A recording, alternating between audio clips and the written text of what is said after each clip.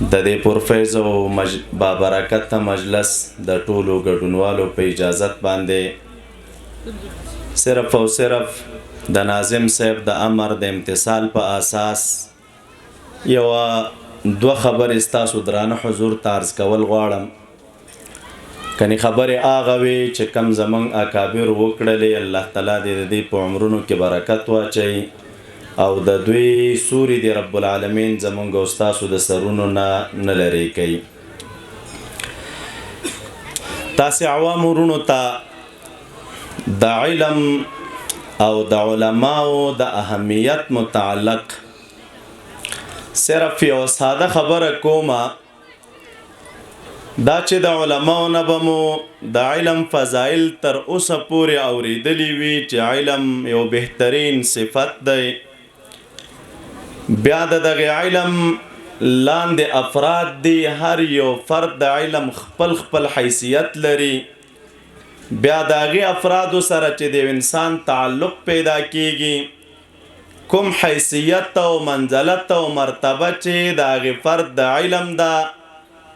نو هغه منزلت او مقام رب العالمین هغه انسان ته هم ورکوي چې کوم یو انسان د دغه علم سره تعلق لري. خلاصه د هغې ټولو دا ده چې علم او پوهه هغه بهترین صفت دی چې د دې دنیا نیکبختی او سعادت دا په علم کې او د علم سره په تعلق کې پروت دی، او د آخرت عزت او تعلق او په آخرت کې د رب العالمین په درگاه کې اوچت مقام او مرتبه دا هم د علم د تعلق او علم سره د نسبت په وجه ده. عبادات چې کوم مونږ تر سره کوو په دې دنیا کې، هغه عبادات چې هغه په رڼا د علم کې وي، د هغې حیثیت د رب العالمین په درگاه کې یو شان دی، او کوم عبادات چې په رڼا د علم کې نه وي،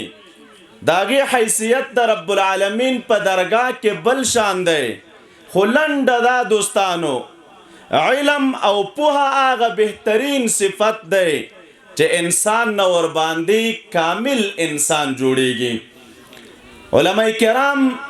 د علماء د فضایلو متعلق هغه احادیث د رسول الله صلی الله علیه وسلم او د قرآن کریم هغه نصوص چې د دې خلکو د فضیلت په باره کې دي بیانوي، په دې مستقل مجلدونه لیکلي، چا 2 جلد کتاب، چا 3 جلد کتاب، چا 4 جلد کتاب، صرف د اهل علم په فضیلت باندې.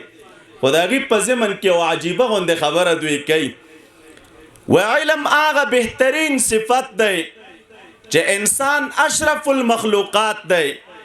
هغه ته خو حیواناتو کې یو حیوان دی چې هغې حیوان ته سپی ویلی کېږي، یو خسیس او بیکاره حیوان دی. اکثر محدثین کرام زمونږه یو مستقل باب د ده د جوټې په باره کې او د ده د پسخوردې باره کې لګوي، باب ما جاء فی سور الکلب. هغه روایات چې د سپي د جوټې په باره کې راغلي، بیا هلته هغه حدیث ذکر کوي چې د سپي د جوټې څه حکم دی. خو خلاصه د هغې ټولو دا ده، علما لیکي یو عام نجاستونه دي، یو د سپي د خولې نجاست دی. د عامو نجاستونو د تطهیر او د پاکی مسله دا ده چې کله دا لوښی یا لباس یو ځل وینځلی شه، دوباره دې بیا وینځه، په 3م ځل دې بیا وینځه. شریعت زمونږ وایي دا نجاست په دغې 3 ځله وینځلو باندې پاکیږي. خو د سپي د جوټې دا حکم نه دی. رسول الله صلی الله علیه وسلم فرمایي چې کم لوښي کې سپي خوله ښکته کړي وي، نو تاسو دغه لوښی 7 کرتې وینځئ او 8م کرت دا لوښي باندې خاورې وسولوئ. دا بیا د علماو د فقهاو خپل منځي اختلاف دی چې څوک بیا وایي چې نه د 8م ځل دا خاوره په دې کې داخله ده او څوک مستقل قسم شماري. خو لنډه ده چې نبی علیه السلام وایي 7 کرتې لوښی وینځه او 8م کرتې دا لوښي باندې خاوره وسولوه، هله به پاک شي. عام نجاستونه 3 ځله وینځه پاکیږي. د سپي د نجاست باره کې شریعت وایي 7 کرتې په اوبو وینځه او په 8م کرتې ورباندې خاوره وسولوه. دا ځان ته یو علمي مبحث دی چې په دې کې طبي فواید کوم دي چې نبی علیه السلام وایي چې د سپي پسخورده په خاوره باندې وینځه خو هغه مې مقصد نه دی راځم خپل غرض ته اوس ته فکر کوه نور نجاستونه په 3 ځله وینځلو پاکیږي د سپي پسخورده به 7 کرتې وینځې 8 کرتې به پې خاورې سولئ خو کمدغه بیکاره او خسیسه حیوان سپی تا معلم وګرځو تعلیم دی ورکه ورته د ښکار په چل دی پوکه بیا شریعت مو تا ته وایي چې کله سپی لیږي ښکار پسې او دې ځای نه دا سپی روانېده او ښکاري ورباندې بسم الله وویله او دا سپی لاړ او ښکاري ونیو شریعت وایي که ژوندی درته راوړه ذبح یې که او که ژوندی نه و راوړی او تا په وخت د لیږلو د دې سپي کې بسم الله ویلې وه د دغې سپي دا ښکار جایز دی تا دپاره ته یې خوړلی شي ته استعمالولی شي بیا راته شریعت دا نه وایي چې دا کم حیوان یې درته راوړی دا 7 کرتې وینځه او 8 کرتې ورباندې خاورې وسولوه بس پسخورده دی راوړله درته غاښونه پکې لګېدلي زخمي کړی به یې شکولی به یې خو چې تا ته راوړه د هغې حیوان خوړل تا ته جایز دي قابل غور خبره ده د همدغه یو سپی دی مخکې راته شریعت وایي 7 کرتې وینځه په 8 کرتې خاوره په هغې لوښې پورې وسولوه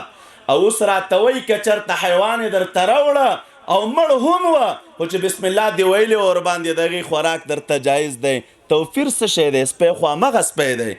خو دوستانو توفیر دا دی چې مخکې سپی غیر معلم وه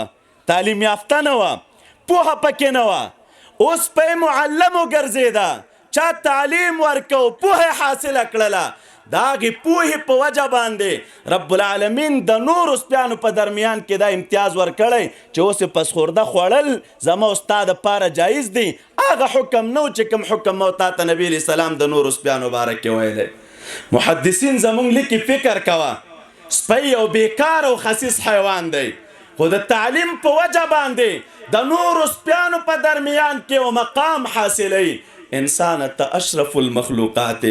که ستا تعلق د علم سره پیدا شه او ستا تعلق د پوهې سره پیدا شه بس علم دا یو رڼا د انسان په باطن کې را پیدا کوي علم د انسان په باطن کې نورانیت را پیدا کوي علم هغه څه دی چې د انسان نه کامل انسان جوړوي رب العالمین دې زمونږ او ستاسو دا فاضلان او جناب شیخ سے محترم او دې طرف ته اخی طرف او چپ طرف چې زمونږ کوم اکابر ناست دي د دوی دا ټولو سعی د الله تعالی په خپل دربار کې قبول او منظور کړي چونکې را روان شوي وختي و نصیب مو خپل کمزوری و چې د علماو خبرو مو وانه اورېدلې الله تعالی دې د ټولو دوستانو راتګ په خپل دربار کې قبول او منظور کړي السلام علیکم ورحمت الله وبرکاته